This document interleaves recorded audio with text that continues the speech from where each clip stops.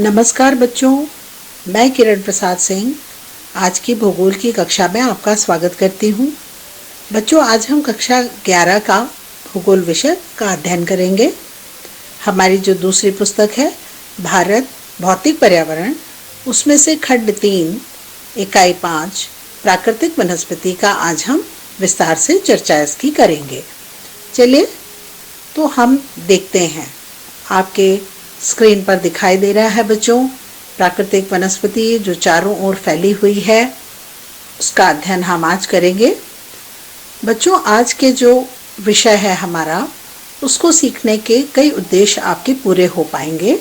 जैसे कि आप वनस्पति अर्थात प्राकृतिक वनस्पति क्या है और मानव के द्वारा रोपित वनस्पति क्या है, उसे जानेंगे। विभिन्न प्रकार की वनस्पतियों को जान पाएंगे। कितने प्रकार की वनस्पतियां हमारे भारत में पाई जाती हैं, वनस्पति का क्या महत्व है, इसे आप इस पाठ से समझ पाएंगे। वनस्पति पर आधारित उद्योग कौन कौन से हैं, इसे आप विस्तार से जानेंगे। और वन्य प्राणियों के बारे में भी आप इस अध्याय में जान सकेंगे। चलिए हम जानते हैं कि आज के इस अध्याय में हम क्या क्या पढ़ेंगे।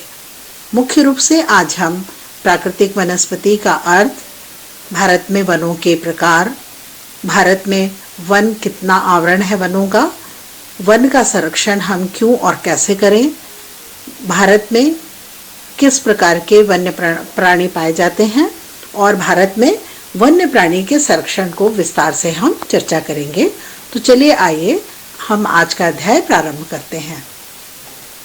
सबसे पहले बच्चों हम जाने कि प्राकृतिक वनस्पति क्या है। जैसा कि आप विषय से ही समझ रहे हैं, प्रकृति का अर्थ है कि प्रकृति के द्वारा प्रदत्त, अर्थात जो वनस्पति जंगल में प्राकृतिक परिस्थितियों में यानी अपने आप ही फलते फूलते हैं, अर्थात प्रकृति प्रदत्त हैं, उसे ही हम प्राकृतिक वनस्पति कहते हैं। इसमें मनुष्य का कोई योगदान नहीं होता है। इसी प्रकार कुछ वनस्पति मानव के द्वारा रोपित अर्थात मानव भी कुछ वनस्पति को, जैसे आप जानते हैं कि हम वन लगाते हैं, तो कुछ वनस्पति मनुष्य के द्वारा भी लगाई जाती है। अब प्राकृतिक वनस्पति उस पौधे के समुदाय को कहते हैं जो लंबे समय तक बिना किसी भी बाहरी हस्तक्षेप के, मतलब जिसमें किसी और मनुष्य का या अन्य किसी का हस्तक्षेप नहीं होता, और वो जलवायु परिस्थितियों में के अनुसार अपने आप को ढाल लेते हैं, उन्हें ही हम प्राकृतिक वनस्पति कहते हैं। तो आपने समझा। चलिए हम आगे देखते हैं। आप इस स्क्रीन पर विभिन्न प्रकार की वनस्पति को देख पा रहे हैं। कुछ वनस्पति पर्वतों पर है, कुछ अधिक वर्षा वाले प्रदेशों में है, और कुछ पहाड़ के ढालों पर है। इस प्रकार की वनस्पति आपने अपने आसपास अवश्य देखी होगी। अब हम जानेंगे कि भारत में विभिन्न प्रकार की जो वनस्पति पाई जाती है, उसके क्या कारण है, और भारत में जो वनस्पति की विभिन्नता है वो क्यों है। तो भारत में वनस्पति की भिन्नता पाए जाने के 3 प्रमुख कारण हैं। सबसे पहला मिट्टी, दूसरा है जलवायु, और तीसरा है धरातल। जैसा कि आप जानते हैं कि मैदानों में मिट्टी की परत गहरी होती है, तो वहाँ अलग तरह की वनस्पति अर्थात चौड़े पत्ती वाले वन पाए जाते हैं। पर्वतों पर मिट्टी की परत बहुत सक्रिय पतली होती है, तो वहाँ ऊंचे शंक्वाकार वन पाए जाते हैं। जलवायु का वनस्पति पर गहरा प्रभाव पड़ता है। जो पर्वतीय वन है वो वहाँ पर जलवायु जिस तरह की है, और हम अगर भारत के पश्चिम में राजस्थान के मरुस्थल में देखें तो वहाँ ग्रीष्म जलवायु के कारण, वहाँ पर जो उष्ण जलवायु है उसके कारण कटीली झाड़ी और नागफनी जैसे वृक्ष पाए जाते हैं। और धरातल, समतल धरातल पर वनस्पति अलग प्रकार की मिलेगी, और पर्वतों और मरुस्थलों में वनस्पति अलग प्रकार की मिलती है। तो मुख्य रूप से भारत में वनस्पति में भिन्नता के 3 प्रमुख कारण हैं, जिनमें है मिट्टी, जलवायु और धरातल।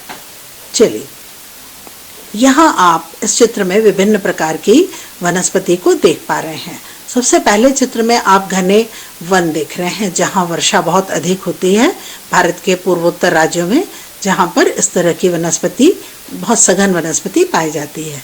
दूसरे चित्र में आप राजस्थान की वनस्पति को देख रहे हैं। कम वर्षा के कारण दूर दूर और कटीले वन पाए जाते हैं। तीसरे चित्र में आप पर्वतीय वन देख रहे हैं जो शंक्वाकार वन है। इस प्रकार भारत में विभिन्न प्रकार की वनस्पति पाई जाती है जिसके निम्न कारक थे। अब हम देखेंगे मुख्य रूप से बच्चों, आप अपने कॉपी में इसको नोट्स के रूप में ज़रूर लिखते जाइए। इस बार के जो आपके परीक्षाएं होंगी उनमें 3 और 4 अंक के प्रश्न अवश्य पूछे जाएंगे। तो ये प्रश्न आपको 4 अंक में पूछा जा सकता है, तो इसको आप ज़रूर कॉपी में नोट करते जाइएगा कि भारत में वन के प्रमुख प्रकार कौन कौन से हैं। तो भारत में वन को मुख्य रूप से 5 भागों में बांटा गया है। सबसे पहला उष्ण कटिबंधीय सदाबहार और अर्ध शुष्क सदाबहार वन। बच्चों, यहाँ पर उष्ण कटिबंध शब्द आ रहा है। कक्षा 11 में आपने कटिबंध, पृथ्वी के कटिबंध पढ़े थे, तो उसमें 3 कटिबंध हमने पढ़े थे। उष्ण कटिबंध का अर्थात होता है जहाँ बहुत अधिक गर्मी पड़ती है। तो भारत के ठीक बीचों बीच से कर्क रेखा गुजरती है और ये उष्ण कटिबंधीय प्रदेश में आता है। दूसरा हमने पढ़ा था शीतोष्ण कटिबंध, जहाँ न अधिक गर्मी और न अधिक ठंड पड़ती है। तीसरा होता है शीत कटिबंध। तो शीत कटिबंध का अर्थ है जहाँ पर बहुत अधिक ठंड पड़ती है। तो हम भारत के संदर्भ में देखेंगे तो जितने भी वन हमारे यहाँ पाए जाते हैं वो सभी उष्ण कटिबंधीय वन है, चाहे वो सदाबहार वन हो, पतझड़ वन हो या कांटेदार वन हो। तो चलिए, उष्ण कटिबंधीय सदाबहार वन एवं अर्ध शुष्क सदाबहार वन। दूसरा है उष्ण कटिबंधीय पर्णपाती वन। पर्णपाती का अर्थ है पतझड़ वनों से। उष्ण कटिबंधीय कांटेदार वन, जहाँ बहुत कम वर्षा होती है वहाँ कांटेदार वन पाए जाते हैं। पर्वतीय वन और बेलांचली या फिर अनूप वन, जिसको कि आप पहले से जानते हैं ज्वारीय वन, अर्थात समुद्र और नदी जिन स्थानों पर मिलती है वहाँ दलदली वन, मैंग्रोव के पेड़ पाए जाते हैं और उनको विशेष रूप से इसके अंतर्गत रखा गया है। तो आप पुनः दोहरा लें, उष्ण कटिबंधीय सदाबहार और अर्धशुष्क सदाबहार वन। दूसरा उष्ण कटिबंधीय पतझड़ वन, उष्ण कटिबंधीय कांटेदार वन। चौथा पर्वतीय वन और 5वां वेलांचली व अनूप वन, जिसे हम ज्वारी वन भी कहते हैं। चलिए आइए देखते हैं। ये भारत के मानचित्र में हम विभिन्न प्रकार की वनस्पति को देख पा रहे हैं। आपने देखा कि यहाँ पर जो सबसे पहले हिमालय में देखिए, उत्तर में हिमालय प्रदेशों में और उत्तर पूर्व में अरुणाचल प्रदेश में आप देख पा रहे हैं, यहाँ लिखा हुआ है हिमाचली वनस्पति, अर्थात हिमालयी वनस्पति का अर्थ है यहाँ पर पर्वतीय वन से है। दूसरा आप देख रहे हैं उष्ण कटिबंधीय पर्णपाती वन। भारत के अधिकांश भाग में जहाँ वर्षा थोड़ी कम होती जाती है भीतरी भागों में, वहाँ पर उष्ण कटिबंधीय पतझड़ वन अर्थात पर्णपाती वन पाए जाते हैं। तीसरा आप देख रहे हैं उष्ण कटिबंधीय शुष्क उष्ण कटिबंधीय वनस्पति, जो किस तरफ भारत के पश्चिमी भागों में पंजाब, हरियाणा, गुजरात और राजस्थान के इलाके में और कुछ मध्य प्रदेश और इनके पश्चिमी महाराष्ट्र, कर्नाटका और इन भागों में पाए जाते हैं। साथ ही ज्वारीय वन, देखिए ज्वारीय वन सुंदर नदी के डेल्टा में, महानदी के डेल्टा में, कृष्णा और महानदी के डेल्टा में और गोदावरी नदी के डेल्टा में पाए जाते हैं। इसके बाद है उष्ण कटिबंधीय हरित वन। सदा हरित का मतलब होता है सदाबहार, जो हमेशा हरे भरे रहते हैं। इनमें आप देख रहे हैं भारत के पश्चिम में आप देखिए पूरा पश्चिमी घाट, पूर्व में देखिए तो पूर्व में, दक्षिण पूर्व में केवल तमिलनाडु और थोड़ा सा आंध्र प्रदेश का हिस्सा है और पश्चिमी बंगाल और उड़ीसा का भाग है। इसके अलावा आप उत्तर पूर्व में आ जाएं तो यहाँ हम देखेंगे असम, मेघालय के जो क्षेत्र हैं वहाँ पर उष्ण कटिबंधीय सदाबहार वन पाए जाते हैं। चलिए अब हम इसको विस्तार से अलग अलग पढ़ेंगे। सबसे पहले हम पढ़ते हैं कि उष्ण कटिबंधीय सदाबहार एवं अर्धशुष्क सदाबहार वन हम किसे कहते हैं।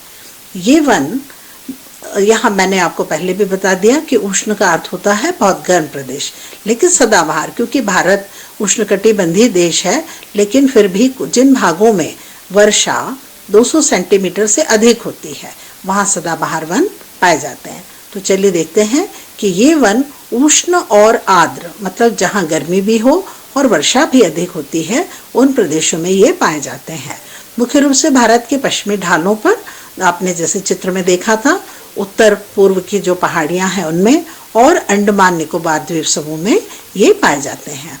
इसका कारण यह है कि जिन भागों में वर्षा 200 सेंटीमीटर से अधिक होती है, आप जानते हैं बच्चों कि हमारा देश वर्ष में सर्वाधिक वर्षा प्राप्त करने वाला देश है, तो यहाँ पर वार्षिक वर्षा उत्तर पूर्वी राज्यों में 200 सेंटीमीटर से भी अधिक होती है और औसत वार्षिक तापमान यहाँ पर करीब 22 डिग्री सेल्सियस से अधिक होता है।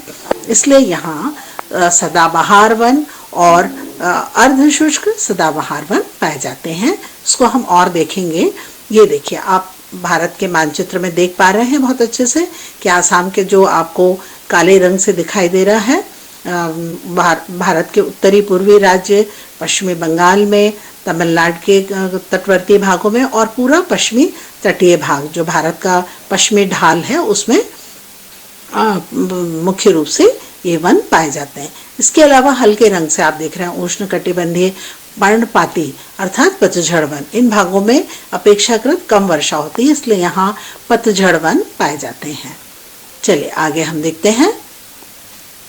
उष्णकटिबंधीय सदाबहार और उष्णकटिबंधीय जो शुष्क सदाबहार वन थे उनकी कुछ विशेषताएं हम पढ़ लें कि ये वन बहुत सघन होते हैं क्योंकि वर्षा अधिक होती है, तो यहाँ पर ऊंचे वन भी होते हैं और नीचे कुछ कटीली मिले जुले सघन झाड़ियाँ और साथ में बेलें और लताएं भी होती हैं। तो ये वन बहुत सघन होते हैं और पत्तों वाले, घने पत्तों वाले होते हैं। इन्हीं के नीचे झाड़ियाँ और बेलें भी होती हैं जिनका कद छोटा होता है। और मुख्य रूप से देखें तो इन वनों की लंबाई 60 मीटर या उससे भी अधिक होती है। वर्षा के कारण ये अधिक लंबे होते हैं। उष्णकटिबंधीय सदाबहार वन और अर्धशुष्क जो सदाबहार वन है उनको हम सदाबहार क्यों कहते हैं? क्योंकि इसमें पत्तों के गिरने और नए पत्तों के आने की क्रिया, मतलब पत्ते गिरते भी जाते हैं और नए पत्ते आते भी जाते हैं, इसलिए कभी भी ऐसा नहीं होता कि इन वनों में सारे पत्ते एक साथ गिर जाएं। तो इसीलिए ये हमेशा ही हरे भरे दिखाई देते हैं, इसलिए इनको सदाबहार वन कहते हैं। बच्चों, इन वनों के मुख्य वृक्ष हैं रोजवुड, महोगनी, एनी और एबोनी आदि। रोजवुड और महोगनी बहुत ही महत्वपूर्ण, आप आसानी से इनके नाम आपको याद हो जाएंगे। देखिए, ये वन जो होते हैं आप यहाँ पर देख पा रहे हैं, रोजवुड और महोगनी, इनका आर्थिक महत्व भी बहुत अधिक है और ये काफ़ी, इनके तना इनका बहुत मोटा होता है और इसीलिए इनका आर्थिक महत्व भी बहुत अधिक है। ये दोनों ही वन आर्थिक दृष्टि से महत्वपूर्ण हैं। आगे देखते हैं हम अर्धशुष्क सदाबहार वन। अभी हमने दो भागों में पढ़ा था कि उष्णकटिबंधीय सदाबहार वन और अर्धशुष्क सदाबहार वन। अर्धशुष्क का मतलब कि जिन प्रदेशों में वर्षा कम होती जाती है, जैसा कि हमने मानचित्र में देखा था, उन क्षेत्रों में ये वन पाए जाते हैं और ये भी सदाबहार भी होते हैं और इनमें कुछ वन पतझड़ भी होते हैं। इन वनों के मुख्य वृक्ष होते हैं साइडर, होलक और केल इत्यादि। आप और विस्तार से अपने पुस्तक में और गूगल पे भी सर्च करेगा तो आपको और बहुत सारे नाम दिखेंगे, तो आप उनकी सूची ज़रूर बनाते जाइएगा। चलिए आगे देखते हैं। ये देखिए आपके सामने ये है, ये अर्धशुष्क सदाबहार वन है। आप देख रहे हैं कि सदाबहार भी है और वर्षा की कमी के कारण कहीं कहीं क्षेत्र खाली भी दिखाई दे रहा है। अब हम पढ़ेंगे उष्णकटिबंधीय पतझड़ यानी पर्णपाती वन। इन्हें हम मानसूनी वन भी कहते हैं। बच्चों, आप जानते हैं कि भारत मानसूनी जलवायु वाला प्रदेश है और यहाँ पर ग्रीष्म काल में वर्षा होती है, तो ये वन इसीलिए पर्णपाती कहलाते हैं कि वर्षा ग्रीष्म ऋतु में ये अपने पत्ते गिरा देते हैं और वर्षा ऋतु के प्रारंभ में ये फिर से हरे भरे हो जाते हैं, इसलिए हम इन्हें मानसूनी वन कहते हैं। मुख्य रूप से जहाँ पर वर्षा 70 से 200 सेंटीमीटर के बीच पाई जाती है, उन भागों में ये वन पर्णपाती वन पाए जाते हैं। भारत के पूर्वी राज्य हैं, हिमालय के पर्वतीय प्रदेश हैं, पश्चिमी घाट अभी आपको मैंने मानचित्र में दिखाया था, और पूर्वी ओडिशा, इन भागों में ये वन पाए जाते हैं। इन वनों में मुख्य रूप से सागवान, ये नाम आपने सुने हुए हैं, साल, शीशम, महुआ, आंवला, सेमल, कुसुम और चंदन के वृक्ष हैं। इसके अलावा बच्चों, आप अपने आसपास नीम, पीपल, आम, अमरूद, ये वृक्ष भी देखते हैं, ये भी पतझड़ वनों के उदाहरण हैं। ये देखिए उष्णकटिबंधीय पर्णपाती वन, इस तरह का आप ये सागवान के पेड़ देख रहे हैं, ये भी अपने पत्ते गिरा देते हैं। और इसी तरह से आप दूसरे चित्र में भी देख रहे हैं कि पूरे पेड़ अपने पत्तियां गिरा देते हैं और इसलिए ये पर्णपाती वन कहलाते हैं। आगे देखते हैं उष्णकटिबंधीय कांटेदार वन। ये कटीले वन होते हैं क्योंकि वर्षा कम होती जाती है। जहाँ पर वर्षा 50 सेंटीमीटर से भी कम हो, बहुत कम वर्षा हो, उन भागों में कांटेदार वृक्ष पाए जाते हैं। इन वनों में विभिन्न प्रकार की घास और झाड़ियां भी होती हैं और मुख्य रूप से भारत के पश्चिमी भाग में, जिनमें पश्चिमी पंजाब, हरियाणा, राजस्थान, गुजरात, पश्चिमी मध्य प्रदेश, उत्तर प्रदेश के जो शुष्क और कम वर्षा वाले क्षेत्र हैं, उन भागों में ये मुख्य रूप से पाए जाते हैं। तो आप ध्यान रखिएगा कि वर्षा, क्योंकि पश्चिमी बंगाल, हरियाणा, राजस्थान, गुजरात, मध्य प्रदेश, उत्तर प्रदेश में वर्षा कहीं कहीं पर 50 सेंटीमीटर से कम होती है, इसलिए इन भागों में कांटेदार वन पाए जाते हैं। इन वनों के मुख्य वृक्ष हैं बबूल, इनमें कांटे होते हैं, खजूर, खैर और पलाश के वृक्ष हैं। उष्णकटिबंधीय सदा जो आप कांटेदार वन देख रहे हैं, इसमें नागफनी और इस तरह के वृक्ष आपने देखे हैं। तो आप ये कम वर्षा वाले क्षेत्रों में ये इस तरह की वनस्पति पाई जाती है। चलिए अब हम पढ़ेंगे पर्वतीय वन। इन पर्वतीय वनों को बच्चों हम दो भागों में बांट कर पढ़ेंगे। पहला है उत्तर के पर्वतीय वन, जिनमें हिमालय के पर्वत आते हैं, और दूसरा दक्षिण के पर्वतीय वन। हिमालय के पर्वतीय क्षेत्रों में करीब 1000 से 2000 मीटर तक की ऊंचाई पर जो वन पाए जाते हैं वो पर्वतीय वन कहलाते हैं। इसी तरह से यहाँ जो वृक्ष हैं उनमें शेषनाग का जैसे सदाबहार वन है, और हिमालय के पश्चिमी भागों में देवदार के पेड़ पाए जाते हैं। जो उत्तरीय पर्वतीय वन में इस तरह के वृक्ष मिलते हैं। इसी तरह से अगर हम देखें तो पर्वतीय वनों का महत्व बहुत अधिक है। इसलिए है क्योंकि इनका तना बहुत मोटा होता है। पश्चिमी हिमालयी क्षेत्रों में बच्चों ब्लू पाइन के और स्प्रूस के नाम से ये वृक्ष मिलते हैं। और दक्षिणी पर्वतीय वन, जो दक्षिणी हम प्रायद्वीप में कहेंगे, वो पश्चिमी घाट पर विंध्याचल के प्रदेश में और नीलगिरी के पहाड़ी क्षेत्रों में इस प्रकार के वनस्पति पाई जाती है, जिसको शोलास कहा जाता है।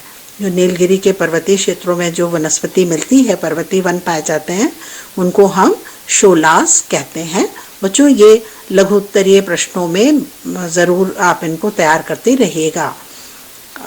इसके अलावा इन वृक्षों के वनों में जो पर्वतीय वन है, उनके मुख्य वृक्ष मैग्नोलिया, लॉरेल, सिनकोना, बैटल आदि हैं, और इन वनों का आर्थिक महत्व बहुत अधिक होता है। पर्वतीय वन, आप यहाँ एक चित्र में पर्वतीय वन देख पा रहे हैं और दूसरे चित्र में आप देख पा रहे हैं इनका तना बहुत मोटा होता है, इसलिए इनका व्यापारिक महत्व बहुत अधिक है। चलिए आगे देखते हैं। अब हम जानेंगे कि हमने वन पढ़ लिए, अब हम जानें कि वन का संरक्षण क्यों आवश्यक है और हम ये कैसे कर सकते हैं। बच्चों आप जानते हैं कि वनों का जीवन और पर्यावरण से घनिष्ठ संबंध है। चाहे वो प्रत्यक्ष रूप से या अप्रत्यक्ष रूप से हम आर्थिक और सामाजिक लाभ इससे उठाते ही हैं। अतः वनों के संरक्षण के लिए मानवीय विकास में महत्वपूर्ण भूमिका है। अगर हम वनों का संरक्षण नहीं करें, आप वनों के लाभ जानते हैं कि मिट्टी के कटाव को रोकते हैं, पर्यावरण को सुरक्षित रखते हैं, हरियाली बनाए रखते हैं, मनोहक दृश्य पैदा करते हैं, ये इनके प्रमुख महत्व हैं। तो इस तरह से इस संबंध में देश में वन संरक्षण नीति 1952 में लागू की गई थी। वन संरक्षण नीति 1952 में लागू की गई थी। बच्चों आप अंडरलाइन भी करते जाइएगा, अपनी किताब भी साथ में रखी है आपने, और उसमें आप महत्वपूर्ण बिंदुओं को अंडरलाइन करिए ताकि उसमें से वस्तुनिष्ठ प्रश्न आप तैयार कर पाएं। और ये जो नीति थी, इसमें बाद में 1988 में कुछ संशोधन किया गया। तो पहले वन संरक्षण नीति 1952 में लागू की गई थी। चलिए आगे देखते हैं हम कि ये वन संरक्षण नीति जो बनाई गई, इसमें क्या क्या बातें, मुख्य रूप से क्या उद्देश्य थे, क्या प्रावधान थे। इसका पहला उद्देश्य ये था कि देश के 33% भाग पर वन लगाया जाए, मतलब ज़्यादा से ज़्यादा भूमि पर वन लगाना, ये इसका एक मुख्य उद्देश्य था। क्योंकि वन से पर्यावरण संतुलन को बनाना था और देश के प्राकृतिक धरोहर जैसे हमारे जो जैव विविधता हमारे देश में पाई जाती है उसका भी संरक्षण करना महत्वपूर्ण इसका महत्व था। साथ ही मृदा के अपरदन यानी मिट्टी के कटाव को रोकना, मरुस्थलीकरण मरुस्थल को बढ़ने से रोकना, ये इसके प्रावधान थे। साथ ही और कुछ अन्य प्रावधान भी थे, जैसे कि सूखे पर नियंत्रण रखना, निम्न भूमि से यहाँ अर्थ है जिनमें हम बहुत अच्छी कृषि नहीं कर पाते, तो वहाँ पर सामाजिक वानिकी जो वन्य कार्यक्रम है एवं वन आरोपण, वन वहाँ पर लगाना, वनों की उत्पादकता को बढ़ाना था। और पेड़ों की कटाई पर रोक के लिए जन आंदोलन भी चलाना था। आपने चिपको आंदोलन के बारे में कक्षा 10 में भी पढ़ा हुआ है। तो इस तरह से इस नीति के, वन संरक्षण नीति के ये भी प्रावधान थे। साथ ही आप इस मानचित्र में, भारत के मानचित्र में देख पा रहे हैं महत्वपूर्ण देश के महत्वपूर्ण नेशनल पार्क्स कौन कौन से हैं। बच्चों, इसको ये प्रश्न कभी कभी मानचित्र प्रदर्शन में भी आता है और साथ ही इसके बारे में लिखने को भी आ सकता है, या ये वस्तुनिष्ठ प्रश्नों में भी आ सकता है। तो आप मानचित्र में आप इसको जरूर बना लीजिएगा। सबसे पहले आप उत्तर पूर्व में देखेंगे कांजीरंगा नेशनल पार्क, ये आसाम में है। इसी तरह से आप देख रहे हैं सुंदरवन डेल्टा नेशनल पार्क, ये पश्चिम बंगाल में है। बांधवगढ़ मध्य प्रदेश में, कान्हा नेशनल पार्क मध्य प्रदेश में, गिर पश्चिम में गुजरात में। और अगर हम उत्तर में चले जाएं तो रणथंभौर है, रणथंभौर राजस्थान में रणथंभौर नेशनल पार्क, और इसी तरह से उत्तराखंड में जिम कॉर्बेट नेशनल पार्क है। दक्षिण में अब हम देखें तो बांदीपुर नेशनल पार्क है, कहाँ पर, कर्नाटका में, और केरल में पेरियार नेशनल पार्क है, तमिलनाडु में मधुमलाई नेशनल पार्क है। तो बच्चों, इसकी आप सूची जरूर बना लीजिएगा कि कहाँ पर कौन सा नेशनल पार्क पाया जाता है।